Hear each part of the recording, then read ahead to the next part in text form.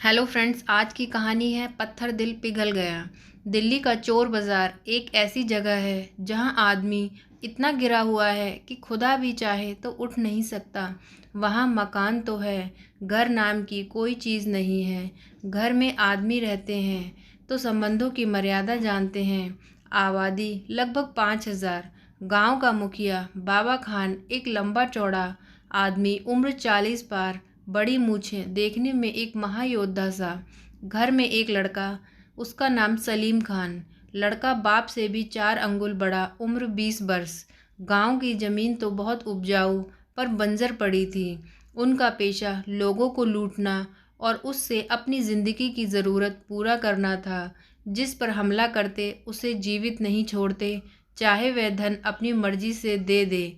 उनका मानना था कि बिना मेहनत के धन उनके लोगों के लिए एक अशुभ है। ना जाने कितनी बारातें लूटी और कितनी लाशें बिछाईं, कुछ पता नहीं। लोगों को मारना उनका पेशा था। वह दिल की जगह पत्थर रखते थे। उनका कहना था कि अगर पत्थर की जगह हार्ड मांस का दिल हुआ तो भूखे मर जाएंगे। पर बाबा खान का लड़का सलीम खान थोड़ा अलग था। उसे इस लूटपाट की ज़िंदगी कभी नहीं जचती थी। कभी कभी उसका मन करता कि सब कुछ छोड़ छाड़ कर कहीं चला जाए, ऐसी जगह जहां वह अपने हार्ड मांस वाले दिल से सोच सके, उसके फैसले ले सके। समय बढ़ता गया, सलीम खान का मन और ऊबता चला गया। आखिर एक दिन उसने चोर बाजार को अलविदा कह दिया। वह रात भर पैदल चलता रहा। भय से उसका परिचय कभी नहीं हुआ था, इसलिए रात में उसे भय नहीं लग रहा था। सुबह होते होते वह एक कस्बे के पास पहुंच गया। कस्बा बहुत बड़ा नहीं था, फिर भी गांव से बेहतर था। वह बहुत थक चुका था, प्यास से गला भी सूख रहा था। आखिर हार कर एक पेड़ के नीचे बैठकर सुस्ताने लगा। बैठे बैठे न जाने कब लेट कर सो गया, पता ही नहीं चला। अचानक उसकी नींद खुल गई। लगा जैसे कोई जगा रहा हो। आंखों को मसलते हुए वह उठ बैठा और देखा सामने एक 70 साल की वृद्धा औरत सामने खड़ी थी। शायद उसी ने जगाया था। उसने प्रश्नसूचक दृष्टि से उसकी ओर देखा। वह बोली, बेटा लगता है कोई परदेसी हो। उसने हाँ में सिर हिलाया। फिर उसने पूछा, कहाँ जा रहे हो और कहाँ से आ रहे हो। एक बार तो उसे बहुत गुस्सा आया, फिर उसने अपने दिल पर पत्थर रख काबू कर लिया। इसने इसी कारण तो गांव छोड़ा था, अब इसे फिर मौका नहीं दूंगा। उसने चेहरे के भाव को बदलते हुए सहजता से एक झूठे गांव का पता बताया, जो वास्तव में था ही नहीं। वह अपने उस दुर्दांत गांव का परिचय देना नहीं चाहता था। फिर बोला, माँ, मैं काम की तलाश में हूँ। जहाँ काम मिल जाएगा वहीं रुक जाऊँगा। तेरे मुँह से बहुत दिनों बाद माँ शब्द निकला। माँ ने बड़ी आत्मीयता से पूछा, कुछ खाया या भूखा है तू? कुछ बोला ही नहीं गया।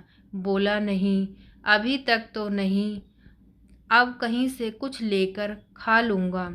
अगर मुझ पर तुझे भरोसा है तो चल, मैं तुझे अपने हाथों से बनाकर खाना खिलाऊंगी। पता नहीं क्यों उसकी बातों पर इतना भरोसा हो गया, जो खड़ा होकर उसके पीछे चल दिया। थोड़ा दूर जाने पर एक छप्पर वाले मकान के सामने बुढ़िया खड़ी हो गई।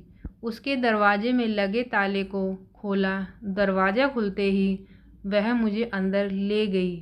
अंदर से मकान बहुत सुंदर बना हुआ था, बिल्कुल साफ सुथरा था।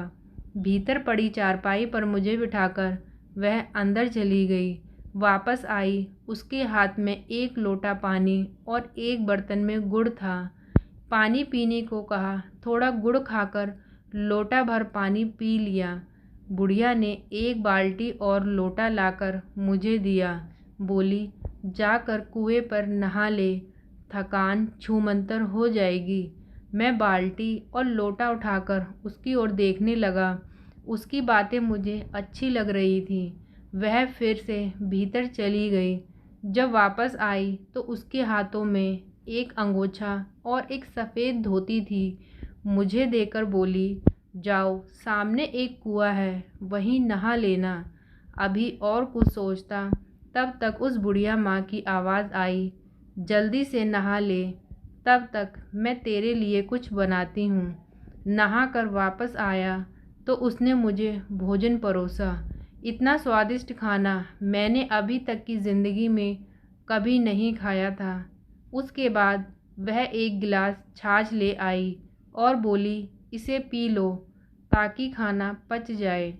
फिर मुझे आराम करने को कहकर खुद अंदर चली गई। 1-2 मिनट में मुझे गहरी नींद आ गई। मैं काफ़ी समय तक सोता रहा। फिर जब उठ कर बैठा तो चारों तरफ हल्की धूप फैली हुई थी।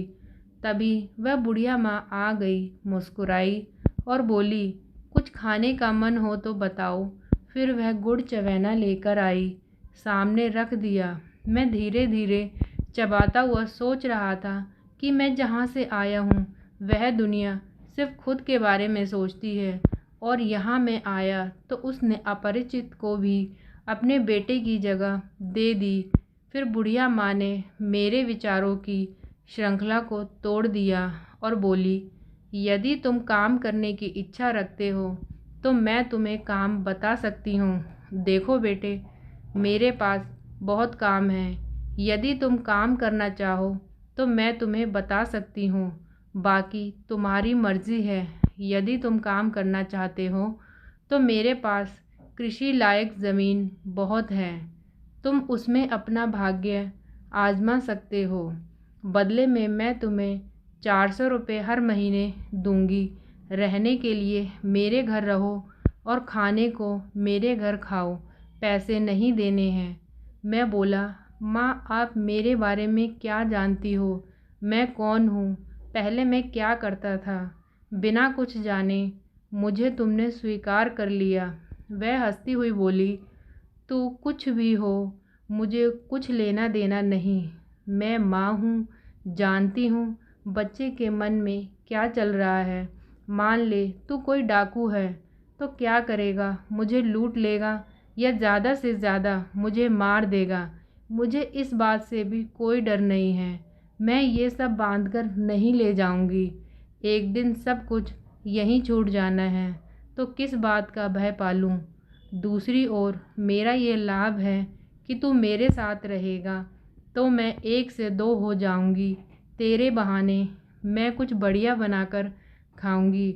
मैं अकेली जीवन से हताश हो चुकी हूँ। मैं तो बाकी ज़िंदगी जीने का बहाना ढूंढ रही हूँ।